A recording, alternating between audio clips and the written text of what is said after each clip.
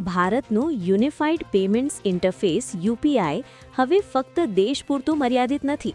પ્રધાનમંત્રી નરેન્દ્ર મોદીની ઇઝરાયેલ મુલાકાત દરમિયાન બંને દેશો વચ્ચે એક મુખ્ય ડિજિટલ ચૂકવણી કરાર પર હસ્તાક્ષર થયા, જેનાથી ભારતીયો ઇઝરાયેલમાં પણ યુપીઆઈનો ઉપયોગ કરીને સરળતાથી ચૂકવણી કરી શકશે. ઇઝરાયેલની ઐતિહાસિક મુલાકાત બાદ પીએમ મોદી દિલ્હી પહોંચ્યા. પ્રધાનમંત્રીએ સોશિયલ મીડિયા એક્સ પર જણાવ્યું કે ઇઝરાયેલ આટલા પ્રેમ અને સ્નેહ માટે આભાર. મને એ જાણીને આનંદ થયો કે પ્રધાનમંત્રી નેતન્યાહુ અને શ્રીમતી નેતન્યાહુ મને વિદાય આપવા માટે એરપોર્ટ પર વ્યક્તિગત રીતે આવ્યા હતા. મને વિશ્વાસ છે કે આવનારા વર્ષોમાં ભારત-ઇઝરાયેલ ભાગીદારી નવી ઊંચાઈએ પહોંચશે. અમેરિકામાં ગેરકાયદેસર રીતે રહેતા 100 નેપાળી નાગરિકોને દેશ નિકાલ કરવાની તૈયારી. વોશિંગ્ટન ડીસીમાં નેપાળી દૂતાવાસે સંડોવાયેલા વ્યક્તિઓની નાગરિકતા અને ઓળખની કરી ચકાસણી.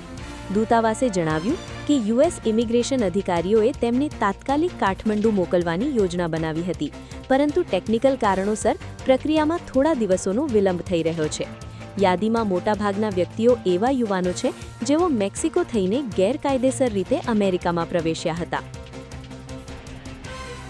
નાગરિક ઉડ્ડયન મહાનિર્દેશાલય એટલે કે ડીજીસીએએ હવાઈ મુસાફરીની ટિકિટ રિફંડ અને કેન્સલેશન સંબંધિત નિયમોમાં ફેરફાર કર્યો. નવા નિયમો અનુસાર હવે મુસાફરો ટિકિટ બુક કર્યાના 48 કલાકની અંદર કોઈ પણ વધારાના ચાર્જ વગર ટિકિટ કેન્સલ કરી શકાશે અથવા ચેન્જ કરી શકાશે.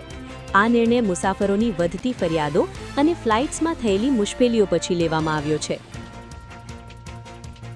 ભારતે ટી20 વર્લ્ડ કપના સુપર 8માં પ્રથમ જીત મેળવી છે.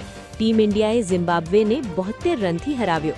ચેન્નાઈમાં ઝિમ્બાબ્વેએ ટોસ જીતીને બોલિંગ લીધી હતી. ઇન્ડિયાએ 20 ઓવરમાં 4 વિકેટ ગુમાવીને 256 રન બનાવ્યા. જવાબમાં ઝિમ્બાબ્વેની ટીમ 20 ઓવરમાં 6 વિકેટે માત્ર 184 રન જ બનાવી શકી.